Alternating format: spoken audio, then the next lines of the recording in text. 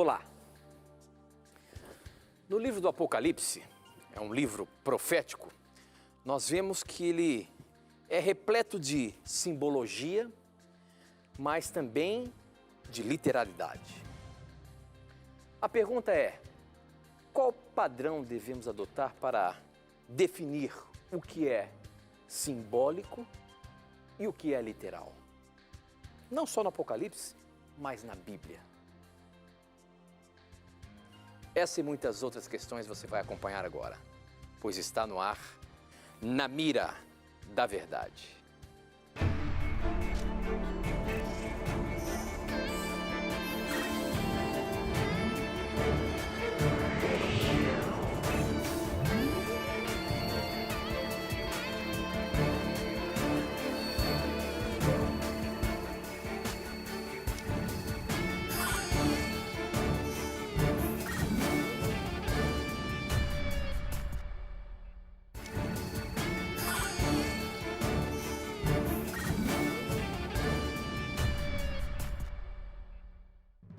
Olá, seja muito bem-vindo. Estamos aqui mais uma vez para juntos estudarmos a Palavra de Deus. Este é o programa Na Mira da Verdade, um programa que você já sabe.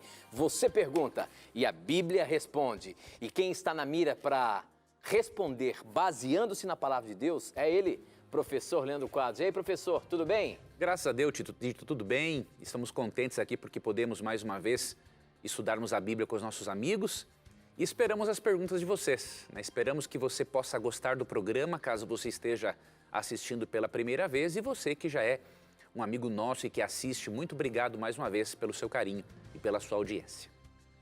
A gente recebe muitas mensagens de carinho de vocês, telespectadores, elogiando o programa, aprendendo bastante da Palavra de Deus. É muito bom saber que aqui nós temos esse espaço onde nós podemos aprender bastante da Palavra de Deus e tirar as dúvidas. Quando a gente começa a ler o livro sagrado, em um momento ou outro você vai se deparar com algo que você não compreende bem.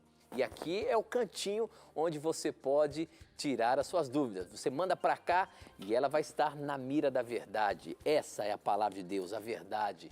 E nela nós podemos aprender como viver nessa terra até os últimos dias. Eu costumo dizer que é o nosso manual de sobrevivência e através da Bíblia nós podemos sanar um dos mais diversos tipos de problema, né? Nós podemos ficar alegres com a voz de Deus, nós podemos às vezes levar um puxãozinho de orelha de Deus, mas Ele também pode nos mostrar o caminho que nós devemos andar para sermos felizes. Este é um livro completo e o objetivo maior do programa Na Mira da Verdade é justamente esse. É juntos estudarmos a Palavra de Deus. Portanto, não tenha preconceitos, não tenha vergonha de fazer a sua pergunta. Mande a sua pergunta da maneira como você quiser. Você não precisa ligar aqui nesse telefone que é para você mandar pergunta por SMS. Vai levar um não. Então, manda sua pergunta através do nosso SMS, o número é 12 981510101 ou pelas nossas redes sociais, pelo Facebook, namiradaverdade.nt e pelo nosso Instagram, @namiradaverdade, tá? Nós abrimos o programa, professor, falando sobre uma pergunta que chegou pelo nosso SMS no último programa e a gente está colocando aqui na mira novamente. Novamente não. Colocando hoje para começar o programa. Quem mandou essa pergunta foi o Rodrigo, ele é de Paulínia, São Paulo. Se você estiver nos assistindo hoje, sua pergunta foi pescada. Obrigado por você também fazer o programa acontecer. E a pergunta dele é a seguinte, professor. Ele diz assim, pelo pouco que conheço da Bíblia, o livro do Apocalipse possui trechos proféticos, simbólicos e também literais, correto? Correto. Eu gostaria de saber por que o texto de Apocalipse 14, de 1 a 4, é considerado simbólico e por que o texto, por exemplo, de Apocalipse 21, 2 é considerado literal. E aí vem a pergunta, que padrão eu devo seguir para definir o que é simbólico e o que é literal na Bíblia, professor? Uma pergunta interessante que nós vamos juntos aprender aqui. A gente, quando lê a Bíblia, percebe alguns trechos que têm vários símbolos e às vezes a gente não entende. E outros têm símbolos, mas que são considerados literais. Como saber isso? Professor Leandro Quadros. Vamos lá.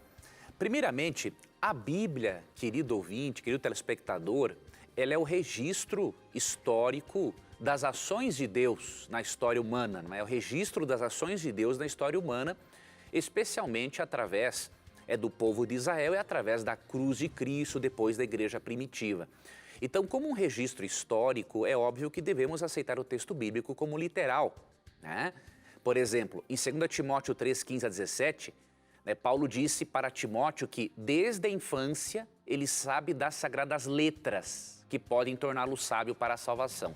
Ou seja, se desde a infância, Timóteo pôde ser instruído na Bíblia, com a Bíblia, é óbvio que a Bíblia, ao mesmo tempo em que é um livro que desafia grandes intelectos, a sua mensagem principal pode ser entendida até mesmo por uma criança. E se toda a Bíblia fosse simbólica, obviamente isso não seria possível. Então, a Bíblia, devemos utilizar o método histórico-gramatical, ou seja, aceitarmos o texto como ele se encontra, porque é a revelação de Deus na história. O que acontece é que na Bíblia há diferentes estilos literários. E cada estilo literário tem uma forma diferente de você interpretar e de estudar. Por exemplo, um livro histórico você interpreta de uma forma. Você tem normas para entender um livro histórico. Um livro poético, outras normas. Os evangelhos, que é um tipo de literatura também especial, outra forma de entender. As cartas de Paulo, outra forma de entender. E profecias, outra maneira de entender, e por aí vai. Então, a primeira coisa que você faz é definir qual estilo literário o autor bíblico está usando.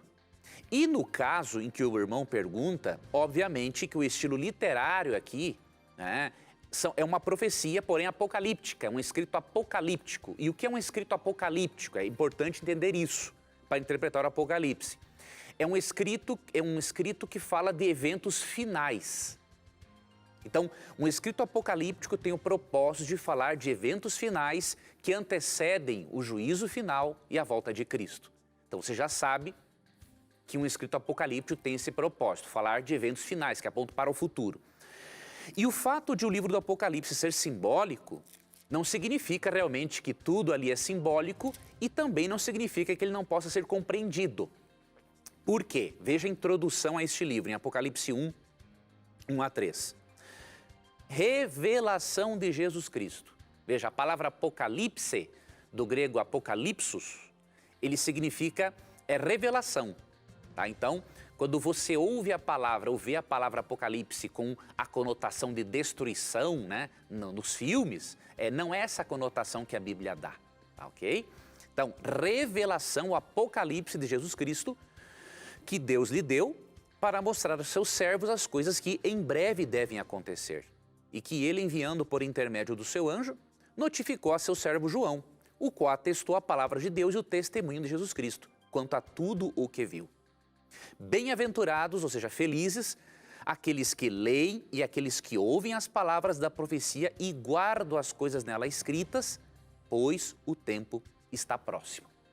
Então veja, é possível entender o Apocalipse, porque ele tem uma parte, obviamente, que descreve a história da igreja cristã primitiva, não é? O conflito cósmico contra a igreja, e tem uma outra parte que é simbólica, porém, a própria Bíblia, especialmente Daniel, Ezequiel, provê os significados dos símbolos do Apocalipse, porque o apóstolo João tirou muito da sua linguagem, ou dos símbolos, de Daniel, de Ezequiel, ok? Então, por exemplo, no verso 4 fala assim, ó, João, às 7 igrejas que se encontram na Ásia, graça e paz a vós outros, da parte daquele que é, que era e que há de vir, e da parte dos 7 espíritos que se acham diante do seu trono, e da parte de Jesus Cristo, a fiel testemunha, o primogênito dos mortos e o soberano dos reis da terra. Então, você percebe que o Apocalipse foi escrito inicialmente para 7 igrejas que se encontravam na província romana da Ásia. E eram igrejas que enfrentavam problemas doutrinários, especialmente perseguição. Então, João começa a escrever aqui para as 7 igrejas, né? E isto vai até o capítulo 3, né? Quando ele escreve para a última igreja, que é de Laodiceia. Aqui, então, é literal, ele escreve literalmente para algumas igrejas, mas no meio disto há alguns símbolos. E aí eu posso agora responder a sua pergunta.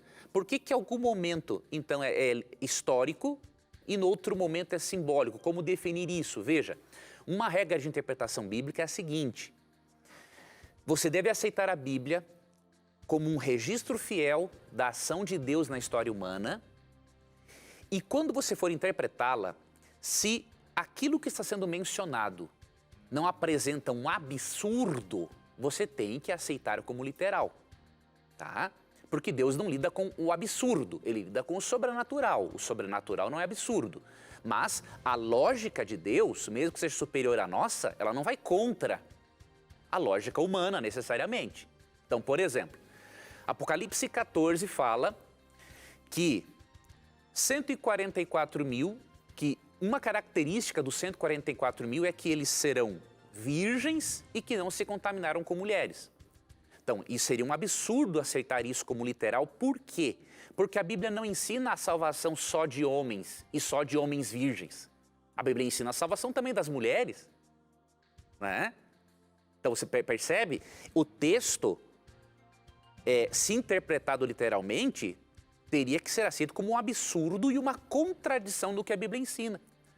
Por exemplo, em Gálatas 3, 28 e 29 diz que em Cristo não há judeu, não há grego, não há homem, não há mulher, todos são em Cristo. Então a salvação não é só para homem e muito menos homens virgens.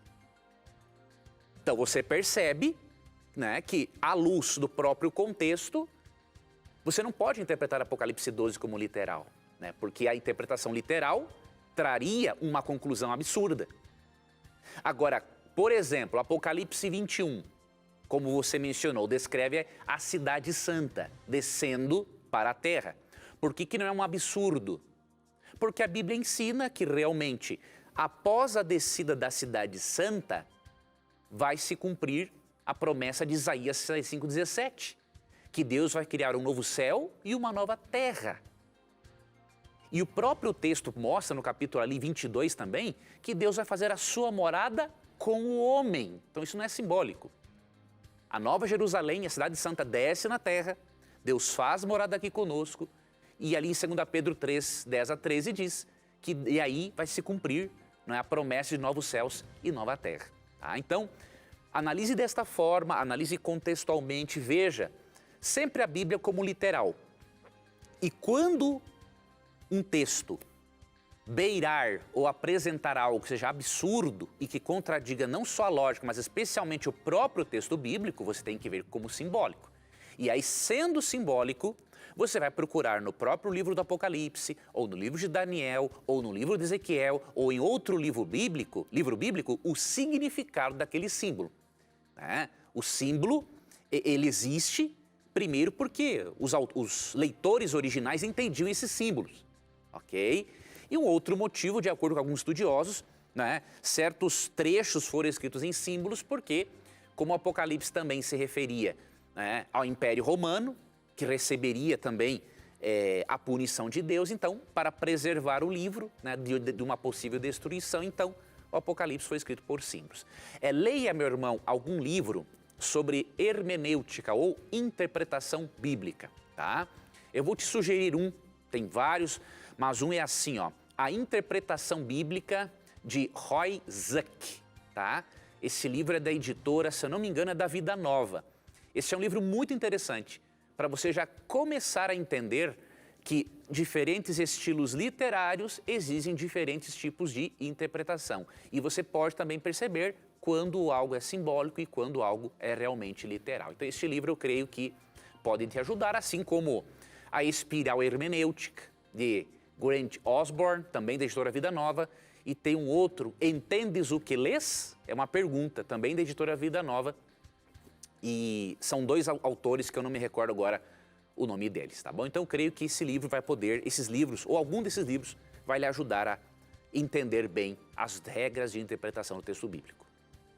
Muito bom, professor, muito bom. Para você participar, use aí as redes sociais, pelo Facebook, namiradaverdade.nt, e no nosso Instagram, @namiradaverdade, tá bom? Essa aqui, o Reinaldo Costa, ele mandou pelo nosso Facebook, está participando ali, nós estamos ao vivo também no Facebook. Você que está nos assistindo aí, um abraço carinhoso, você internauta que acompanha o programa Na Mira da Verdade, mande a sua dúvida para a gente aí. O Rosinaldo Costa, ele faz a seguinte questão, professor. Em João capítulo 20, verso 23, Jesus dá autoridade para os apóstolos perdoar pecados. Por que hoje ninguém pode perdoar pecados a não ser Deus? Uma vez que Jesus deu essa autoridade para os apóstolos, foi apenas para eles? Será que ele também não deu para os líderes religiosos, por exemplo, perdoar pecados? Veja, precisamos interpretar João 20 a 23, João 20, 23, lendo a partir aqui do, pelo menos, do versículo 21. Veja em que contexto Cristo deu aos discípulos a possibilidade de perdoar pecados. Vamos analisar o texto a partir do verso 21. Ó. Disse-lhes, pois, Jesus outra vez, paz seja convosco. Assim como o Pai me enviou, diz aqui, ó, eu também vos envio. Então, em que contexto Jesus está aqui dando a eles a possibilidade de perdoarem pecados? No contexto de missão. Ok? E havendo dito isto, soprou sobre eles e disse-lhes, recebei o Espírito Santo. É simbolicamente que Cristo está dizendo, ó, estou dando o Espírito Santo para vocês. E aí vem o verso 23. Se de algum perdoardes os pecados, ou seja, eles seriam enviados para fazer o quê? Pregar o Evangelho. Então está no contexto de missão. Se as pessoas aceitassem o Evangelho, o que aconteceria? Essas pessoas receberiam o perdão dos pecados. Mas o perdão dos pecados foi dado diretamente por Deus e indiretamente por eles, porque eles foram os mensageiros. Tá? Se de alguns perdoardes os pecados, são-lhes perdoados. Se lhes retiverdes, são retidos.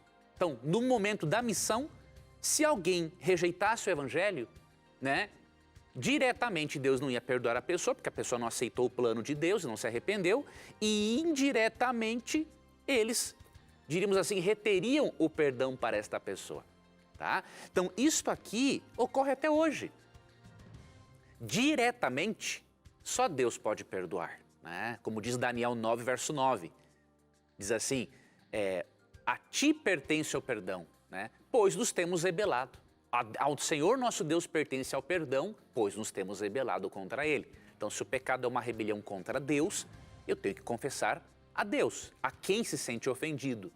Salmo 32, 5, 1 João 9 nos incentiva a confessarmos unicamente a Deus. Agora, indiretamente, até hoje nós podemos ser agentes de Deus para comunicar perdão ou não. Como? Pela mensagem do Evangelho.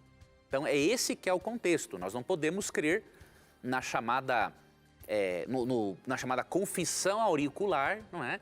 Em que a pessoa confessa um sacerdote e o sacerdote comunica perdão a esta pessoa como se fosse Deus. Não é esse o contexto do verso. O contexto do verso está no contexto missiológico, aplicável não só a um sacerdote, mas a todo cristão que prega o Evangelho e que é enviado por Cristo para cumprir essa missão. Ok, professor, muito bom. Tem uma pergunta aqui que chegou pelo nosso Instagram, quem mandou foi a Lariane, eu acho que é Lariane Davi, diz o seguinte, amo o programa e aprendo demais. Eu estou com dúvida sobre um texto que se encontra em Isaías capítulo 24, verso 21, e queria saber quem seriam estas hostes celestes, se seriam os próprios anjos do céu. Sempre faço essa pergunta e queria uma resposta, ok? Vamos ler aqui o que está dizendo Isaías, capítulo 24, verso 1. Diz o seguinte, na versão, na nova versão, essa Bíblia aqui é na linguagem de hoje, diz o seguinte, professor. Naquele dia, o Senhor castigará os poderes do céu e também os reis do mundo na terra. Em outra versão, tem aqui uma outra versão mais comum da Bíblia, que diz o seguinte... E será que naquele dia o Senhor castigará os exércitos dos altos nas alturas e os reis da terra sobre a terra? Professor, o que está querendo dizer o texto de Isaías 24, 21? Só que você vai responder daqui a pouquinho, depois do intervalo. A gente vai para um breve intervalo, não sai daí não, a gente volta já.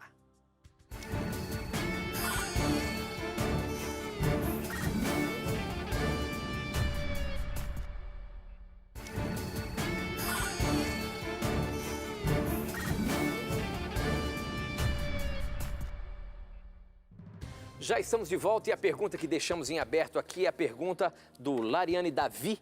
A pergunta dele é a seguinte, professor. Isaías 24, 21, ele gostaria de saber se estas hostes celestiais são os próprios anjos de Deus, né? Porque lá em Isaías fala que Deus vai julgar, né? Como é que fica isso daí, professor? Quem são esses anjos que Isaías está dizendo aí? Isaías 24, 21. Naquele dia o Senhor castigará os poderes do céu e também os reis do mundo na terra. Aqui na minha tradução está assim: o Senhor castigará no céu as hostes celestes e os reis da terra na terra. Isso mesmo. As hostes celestes são realmente as hostes de Satanás, né? Então você lembra que Apocalipse 12, 7 a 12 menciona a expulsão de Satanás juntamente com os demônios, né? E aqui nesse texto, o profeta está descrevendo o julgamento de Deus sobre todo o mundo e, obviamente, que o julgamento envolve tanto as hostes de Satanás quanto os reis da terra, os homens maus, pervertidos, né, que não aceitaram o plano de salvação. E você deve lembrar também, e obviamente, que o resultado desse julgamento será o estabelecimento do reino glorioso de Deus aqui na terra. Deus vai tirar da sua presença, da presença dele, todo poder do mal, não é? Sejam seres humanos ou anjos caídos, todos aqueles que se apegaram ao mal serão destruídos. E aqui em Efésios 6, 12, encontramos um texto que fala desses seres espirituais a quem Deus vai castigar, não é? Porque a nossa luta não é contra o sangue e a carne, e sim contra os principados e potestades, contra os dominadores deste mundo tenebroso, contra as forças espirituais do mal nas regiões celestes. Então veja, o objetivo de Deus é que quando Cristo voltar, não é? Ele vai punir esses poderes, essas hostes celestes, esses demônios que trouxeram para o planeta não só a rebelião, como a dor, o sofrimento, a destruição, não é? E isso ocorrerá na segunda vinda de Cristo. Então o profeta já estava realmente falando deste assunto no capítulo 24 de Isaías. Olha só, seguindo isso daí, chegou também uma outra pergunta aqui do Luiz e da Márcia, que eles querem saber o seguinte: se o salário do pecado é a morte, eles gostariam de saber como que seria, ou como foi expiado, ou como seria expiado os pecados dos anjos caídos. Ou seja, quem morreria para que o pecado deles fosse justificado, se eles pudessem se arrepender? A Bíblia fala se houve algum tipo de plano de Deus tentar resgatar esses anjos que se rebelaram com ele, que pecaram, que se desviaram lá no céu, professor? Não, a Bíblia... Houve algum plano de morte de alguém, já que o salário do pecado é a morte? Ou é um outro nível espiritual? Como é que é isso? Não, a Bíblia não fala, né, de um plano de salvação para seres angelicais, porque a Bíblia é um livro que trata da salvação do ser humano. Então, o propósito de Deus na Bíblia é deixar nela aquilo que realmente é do interesse da nossa salvação. Agora, nós podemos fazer algumas deduções com base no texto bíblico. Então, por exemplo, a Bíblia diz, no livro de Lamentações, por exemplo, 3, né, que as misericórdias de Deus se renovam a cada manhã. A Bíblia diz em 1 João 4, 8, 16 que Deus é amor, né? 1 João 9 diz que Deus confessa, aceita a confissão de qualquer pecador. Deus aceita o arrependimento de qualquer pecador. Deus sempre dá uma segunda chance ao ser humano ao longo de toda a história. Então não é errado nós deduzirmos que antes da expulsão de Satanás do céu, obviamente Deus deu oportunidades para eles, não é? Não necessitou uma expiação porque eles ainda não tinham decidido rebelar-se. Eles estavam com dúvidas. Estavam num processo de decisão. E obviamente que Deus, com base no seu amor e na sua paciência, princípios, né, qualidades de Deus reveladas ao longo da Bíblia, nós podemos deduzir que Deus, como bem escreveu Ellen White no livro História da Redenção, tolerou longamente Satanás no céu. Aí, quando ele e a terça parte dos anjos decidem se rebelar contra Deus, aí eles foram longe demais. Aí para esse tipo de ser espiritual, né, que tinha um contato com Deus direto, que teve muito tempo para decidir entre o certo e o errado, Deus não elaborou uma morte substituinte para eles, né? E é o que a Bíblia diz é o seguinte, Mateus 25, 41, né? Então o rei dirá também aos que estiverem à sua esquerda, apartai-vos de mim, malditos, para o fogo eterno preparado para o diabo e os seus anjos. Ou seja, depois da expulsão deles, depois que eles não aproveitaram o tempo de oportunidades, eles já foram destinados para este lago de fogo e serão jogados nesse lago de fogo após os 1000 anos, como diz Apocalipse 20, versos 7 a 10. Edson, Simone, a pergunta de vocês foi pescada. Olha só, eles falam aqui, ó, urgente, professor. Nos ajude, caros amigos Tito e professor Leandro. Gosto muito do programa e gostaria muito de entender os escritos de Paulo em Romanos 14 e 15, pois estamos com dúvidas. Estamos há alguns meses, há anos, estudando, temos já conhecimento sobre os mandamentos da lei do Senhor, mas alguns assuntos, mesmo dentro de um contexto, nos traz dúvidas. Estamos há alguns meses na Igreja Adventista e respeitamos as doutrinas há anos, mesmo vindo de um berço pentecostal.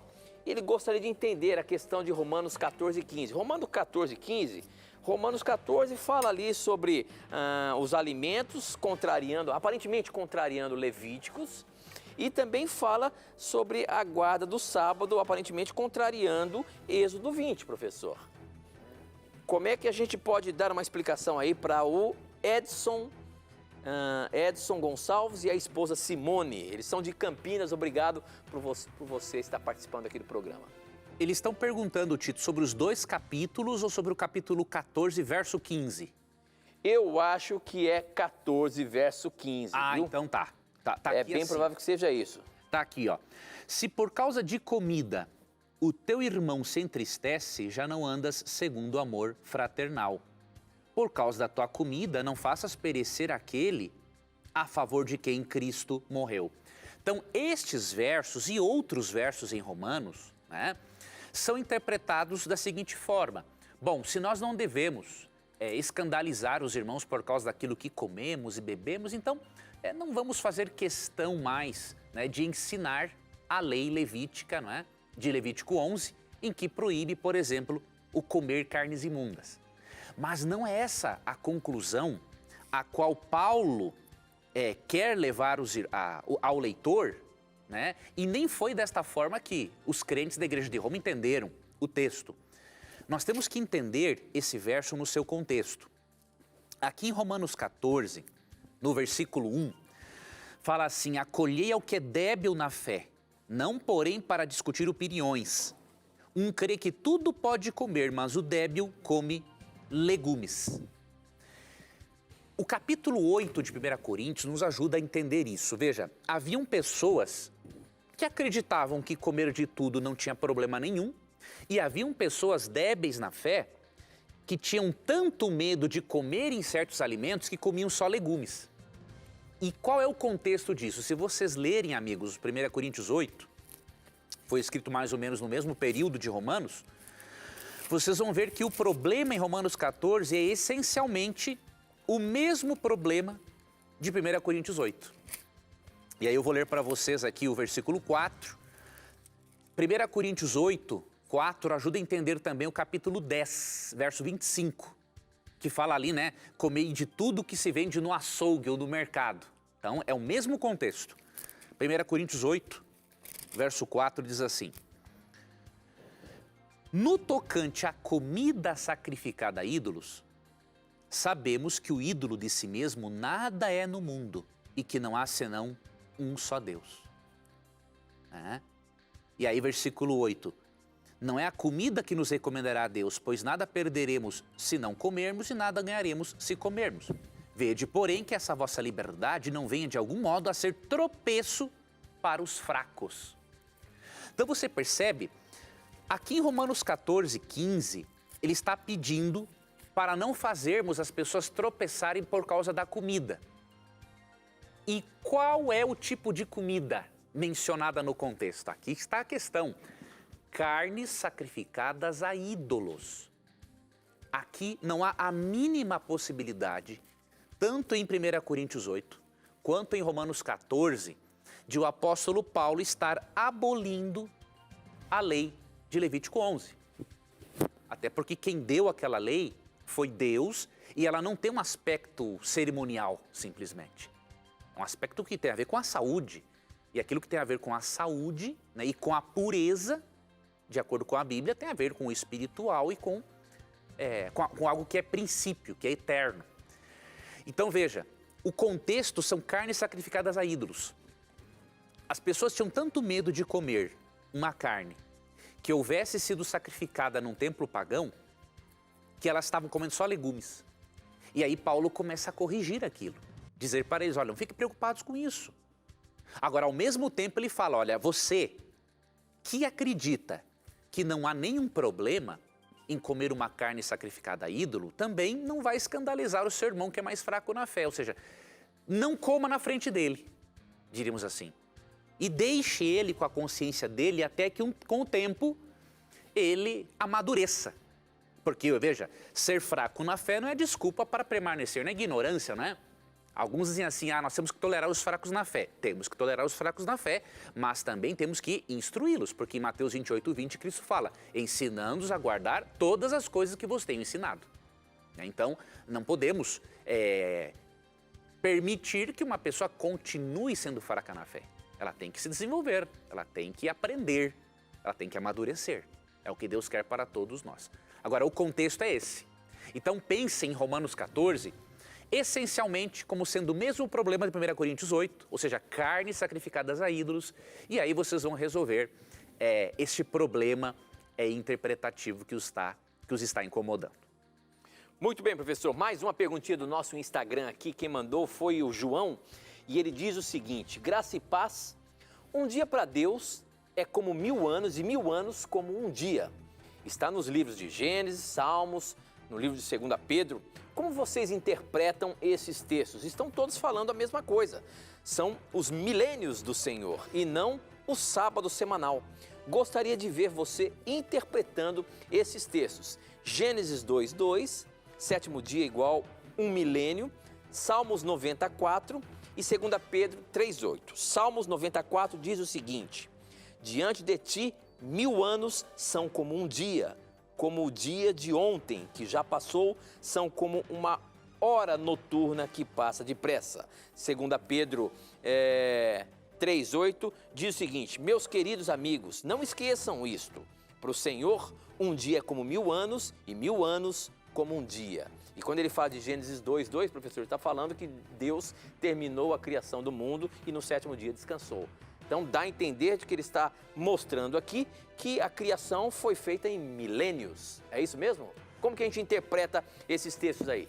Veja, o nosso irmão está interpretando o texto de uma forma equivocada, né? Primeiramente, aqui em 2 Pedro 3:8, assim como no Salmo 90, né?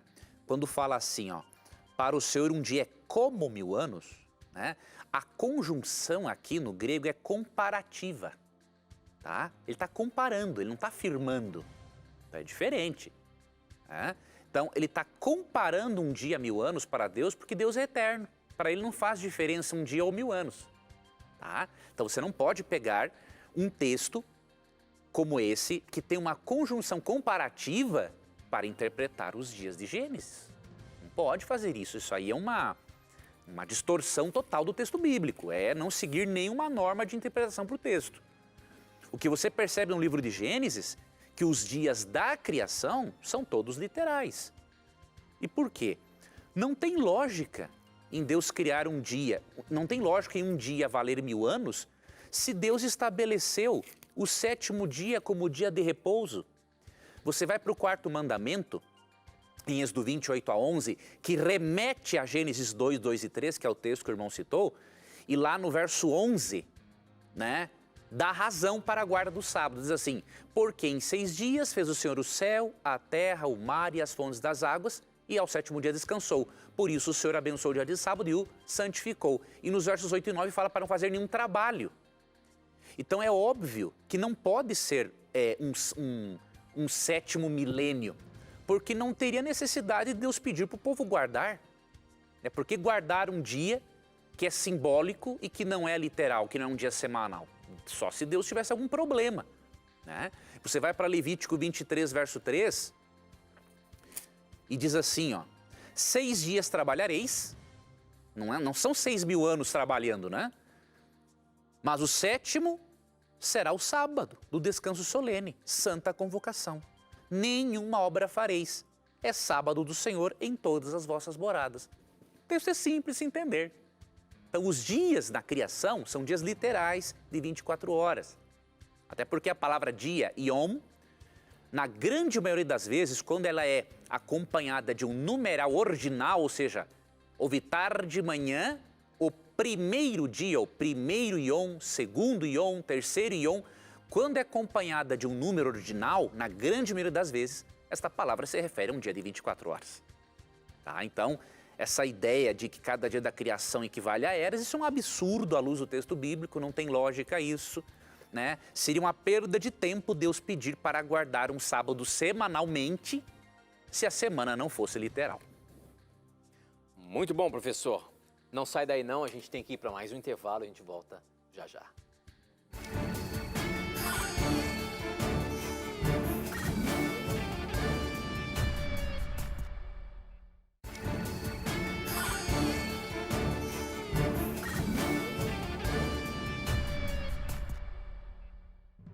Já estamos de volta e eu quero abrir esse bloco apresentando a você o curso bíblico Verdades para o Tempo do Fim. Esse é o curso bíblico que nós estamos oferecendo aqui no programa Na Mira da Verdade. Um curso... Opa, desculpa, esse aqui não é o Verdades para o Tempo do Fim, não, é o Evidências, isso mesmo. O curso que nós estamos oferecendo aqui no programa, no programa Na Mira da Verdade é esse aqui, Evidências, feito pelo Dr. Rodrigo Silva, mas é um curso muito atual. Assuntos que você vai aprender da Palavra de Deus e assuntos relacionados com o seu dia a dia e com o tempo que nós estamos vivendo. Muito interessante, são 14 lições, deixa eu ver, são 14 lições, é isso mesmo? E de temas fantásticos. Por exemplo, qual é o tamanho de Deus? Outro aqui, ó, ressurreição de Cristo, mito ou realidade? Outra pergunta aqui, por que sofremos? De onde viemos? Profecias ou devaneios? Deus abandona o inocente? O mundo vai acabar? Esses são temas do curso bíblico Evidências, que você pode ter aí na sua casa sem pagar nada. Nós mandamos para você de graça. É isso mesmo, de graça, sem pagar nada. É só você acessar o nosso blog novotempo.com/Na Mira da Verdade, ou então você pode ligar para a gente no horário comercial. 0 operadora 12 21 27 3121 é o telefone, você vai ligar, vai fazer um cadastro e a revista vai chegar aí na sua casa sem você pagar nada, tá bom? É um presente nosso para você, não perca tempo não, peça agora mesmo e estude um pouco mais a Palavra de Deus e compreenda muita coisa que você quer compreender. Muito bem, a próxima pergunta aí que mandou foi o Júnior. O Júnior, ele é lá de Parauapebas, no Pará, e a pergunta dele é a seguinte: a Bíblia fala que os filhos são heranças de Deus. Aí ele vem o argumento dele, ou a dúvida dele, professor. Eu fui casado e separei, tendo depois um filho com a minha ex-amante, hoje minha mulher. Nesse caso, o meu filho ainda é uma herança, é uma bênção de Deus ou não? Por ser um filho fruto de uma traição, será que esse filho perde a bênção, professor, do pai? Será que ele não é uma bênção para o casal? Como é que é? Veja, em primeiro lugar, todo filho é uma bênção de Deus. Obviamente que a forma como veio o seu filho foi através de um pecado, né? Mas isso não significa que o seu filho não tenha a bênção de Deus, né? Vou lhe dar aqui um texto bíblico para você entender um assunto. Deus não pune ninguém pelo pecado de outro. Lógico, o irmão sofreu as consequências do seu erro, né? Agora, o seu filho, ele pode sofrer consequências indiretas pelas suas decisões. Agora, no aspecto judicial, ou seja, diretamente Deus vai punir o seu filho ou não torná-lo uma herança do Senhor, uma bênção na sua vida porque você adulterou, Deus não vai fazer isso. Então, o que diz aqui, ó? Ezequiel 18. Lógico que esse texto não fala desse caso, mas o princípio dele vai ajudar você a entender, ó. Aqui falando de um outro contexto, mas veja o princípio. A alma que pecar, essa morrerá. O filho não levará a iniquidade do pai, nem o pai a iniquidade do filho. A justiça do justo ficará sobre ele e a perversidade do perverso cairá sobre este. Então, qual é o princípio? Aqui está falando, obviamente, na época da pena capital, não é? Que se alguém fosse digno disso, quem deveria pagar era o criminoso e não o filho dele, ou vice-versa. Então, o princípio aqui é o seguinte, Deus quer que a justiça do justo fique sobre ele e a perversidade do perverso cairá sobre ele. Então, o seu filho não tem culpa nenhuma. Até porque, né, se ele nasceu, foi sobre a permissão de Deus. Ok? Então, você não precisa ter essa preocupação. Agora, óbvio, consequências do pecado e do erro, elas vêm. Isso não significa que Deus não ame. Né? Ele usa das consequências para nos educar. Né? As consequências são formas de Deus nos disciplinar, porque Ele é nosso Pai. Como fala o autor de Paulo em Hebreus 12, não é? Qual é o pai que não disciplina um filho, né? Se os nossos pais humanos nos disciplinavam, então Deus também, que é nosso pai, precisa nos disciplinar. Então as consequências são a maneira dele disciplinar. Eu não sei que consequências o irmão teve, ou tem, ou se terá mais alguma, isso eu não sei. Agora, eu tenho convicção do perdão de Deus para o irmão. Se o irmão se arrependeu e confessou o seu pecado a Deus, agora você está seguindo a sua vida adiante. E não tenho dúvida alguma de que Deus, no aspecto judicial, espiritual, Ele não vai deixar de considerar o seu filho uma bênção. Né? Deus permitiu que ele nascesse, é Deus quem está mantendo ele com vida. Então é óbvio que ele é uma bênção também. Muito bom, professor, muito bom. Tem uma perguntinha aqui, que essa perguntinha é bom para ir lá para o Bom de Bíblia, mas eu sempre falo aqui, ó, não tenha preconceito, pergunte o que você quiser. Essa aqui chegou pelo nosso Facebook, quem mandou, deixa eu ver o nome aqui. Cadê aqui? Sumiu a pergunta aqui agora, vamos lá. Deixa eu ver. Sumiu porque era para o Bom de Bíblia. Não. Tá aqui, ó, o Edson Fausto, ele diz o seguinte, quem matou Golias foi Davi ou Elanã? Como diz 2 Samuel 21:19. Olha aí, professor. 2 Samuel 21:19 diz o seguinte, houve mais uma batalha contra os filisteus em Gobe. E Elanã, filho de Jair, de Belém, matou Golias, da cidade de Gate. O cabo da lança de Golias era da grossura de um eixo de tear de tecelão. Então era mais um gigante. Será que era mais um Golias? Como é que é isso? Exatamente. Olha, no início do verso que tu leu, falou assim, ó. Teve uma nova Isso, batalha. Houve mais uma batalha contra os filhos de Gó. Exatamente. E então, é interessante que depois no final eu fui lendo aqui, professor, se o nosso telespectador pode continuar lendo ali, e aí lá no último versinho desse capítulo, esses 4 eram descendentes dos gigantes da cidade de Gate e foram mortos por Davi e os seus soldados. Isso. Então, veja. Então já está respondido aí. Está respondido. É bom para ir para o Bom de Bíblia, né? É bom para o Bom de Bíblia, veja. E aí, o que mostrou aí? Porque foi bom tu ter lido esse texto. Aí, com essa leitura que o Tito fez, o que o Tito mostrou para nós? Que é importante lermos o restante, fazermos uma análise mais contextual, prestar atenção nas palavras, né? Olha, houve mais uma batalha, ou seja, já está indicando que era um outro Golias, que era uma outra batalha. Tá? Então, faça essa leitura. Eu gosto de uma afirmação de Don Stewart, no seu livro Entendes o que Lês, e do Gordon Fee. Gordon Fee, ele fala assim, ó, nós temos que ler exegeticamente, ou seja, ler interpretativamente, ler de forma a interpretar, entender, analisar a palavra, o que o autor escreveu, para quem escreveu. Então, essa é a leitura certa para nós entendermos a palavra de Deus. Muito bom. Tem mais uma perguntinha que chegou pelo nosso SMS aqui. Quem mandou foi o Lincoln. Obrigado, Lincoln, pela sua participação. E ele gostaria de saber quando começou a existir o batismo por imersão lá no Antigo Testamento, se houve isso, dá a entender também que no santuário existia um batismo simbólico com o lavar das mãos. Mas a pergunta dele é quando que começou a ser feito o batismo por imersão? E por quem? No Velho Testamento ou no Novo Testamento, professor? Boa pergunta. Veja, o batismo por imersão, ele começa nos tempos do Novo Testamento, tá? O primeiro a ser mencionado como batizando alguém por imersão é João Batista, tá? Nós vemos ali em João 3, 23, que ele batizava em Enom, né, ali na região também de Salim, porque ali havia muitas águas. Então, você vê com ele. Só que essa prática do batismo existia já. Agora, de onde ela se originou? Aí tem um aspecto que o próprio telespectador mencionou.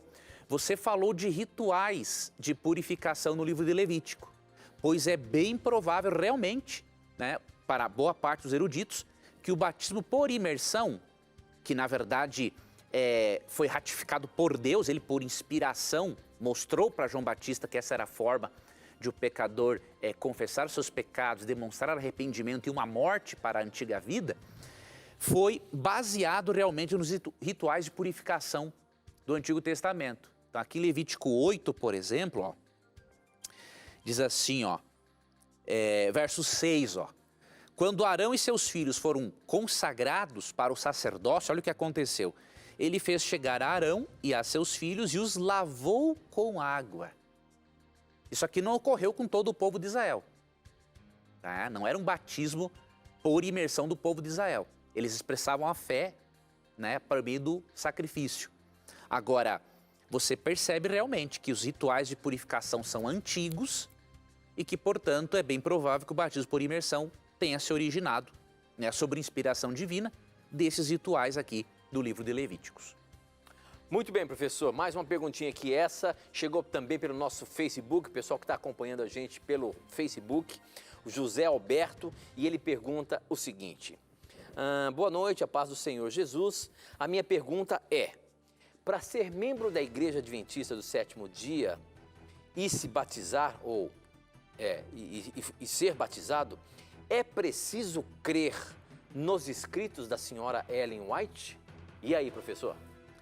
Veja, nós não colocamos a crença em Ellen White como prova de discipulado. Ou seja, para você ser um discípulo de Cristo, você não precisa crer nos escritos de Ellen White, tá? Agora, o que nós também entendemos? É incoerente alguém vir para a igreja duvidando e descrendo, não é, no dom profético dado a ela. Então, por que nós preferimos, por exemplo, dar um estudo bíblico, né, e ensinar a pessoa sobre isso? Para ela, porque a Igreja Adventista é muito transparente, é muito ética, tá? Inclusive, e tem que ser na forma de pregar o Evangelho. Então, nós temos algumas crenças distintivas, né? Uma delas é a crença no dom profético de Ellen White. Para você ser um adventista que realmente vai aproveitar, não é, tudo que a Bíblia oferece, tudo que a religião oferece, é importante você estar convicto, né, de que Deus usou Ellen White não como um acréscimo à Bíblia, porque isso seria uma heresia, não como um complemento à Bíblia, porque isso também é uma heresia, mas usou Ellen White como um profeta não canônico, né? Tem profetas canônicos, ou seja, que tem livros no cânon bíblico, e tem profetas não canônicos, como Natã, Gade, Ido, né? Profetas mencionados em 1 Crônicas 29, 29, 2 Crônicas 29, 29. Então nós cremos que Ellen White faz parte deste grupo de profetas não canônicos. E que a função dos escritos dela não é acrescentar nada à Bíblia, mas levar-nos de volta para a palavra de Deus e explicar certas coisas, né, para facilitar o nosso estudo da Bíblia. Não é um substituto. O escrito de Ellen White não é um substituto da exegese, não é um substituto de consultar um bom comentário, mas cremos que os escritos dela são uma espécie de comentário inspirado, né? Então, não é prova de discipulado, você não precisa crer em Ellen White para ser um discípulo de Cristo, né? Seria uma aberração uma coisa dessas. Agora, nós cremos que se você quer fazer parte da Igreja Adventista, que você não tenha nenhuma dúvida sobre o assunto. porque senão você vai se sentir desconfortável, né? Quando um irmão citar algo de Ellen White, você vai pensar assim, nossa, em vez de citar a Bíblia, estão citando Ellen White. Isso não acontece, a Bíblia é a nossa regra de fé. Mas muitas vezes, os irmãos descobrem pérolas, citações tão bonitas de Ellen White, que estão de acordo com a palavra de Deus, que serve como ali um comentário. Então, para o teu próprio conforto, irmão, e não para o seu desconforto, é importante que você faça um estudo, não é? Leia sobre a vida e a obra dela e tire as suas conclusões pessoais. Então, eu recomendaria que o irmão lesse algum livro de Ellen White, né? Por exemplo, O Caminho a Cristo, ou Desejar Todas as Nações. E lesse também, tem um livro, Profecias, é um livro de Herbert Douglas. Eu acho que são Profecias, eu não vou lembrar agora. Não é Mensageiro do Senhor, não, né? Não, é um outro título.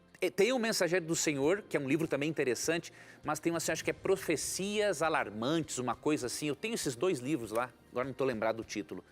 Que é um livro interessante, que mostra que algumas profecias, porque a Ellen White foi uma profeta que levou as pessoas de volta para a Bíblia. Então ela não era de profetizar o futuro. Mas algumas poucas vezes em que ela fala do assunto, você vê que acontece. Então este livro de Herbert Douglas seria muito interessante para você ver. Eu acho que são profecias do fim ou alarmantes. Vamos dar então no próximo programa esse livro aí, tá bom, professor? Infelizmente, o nosso tempo acabou e a gente se encontra semana que vem, se Deus quiser. Um abraço para você, Deus te abençoe e lembre-se que neste programa, sempre que você tiver a coragem de perguntar, só a Bíblia terá coragem de lhe responder. Você já sabe, as suas dúvidas e seus questionamentos sempre estão na mira da verdade. Até o nosso próximo encontro. Tchau!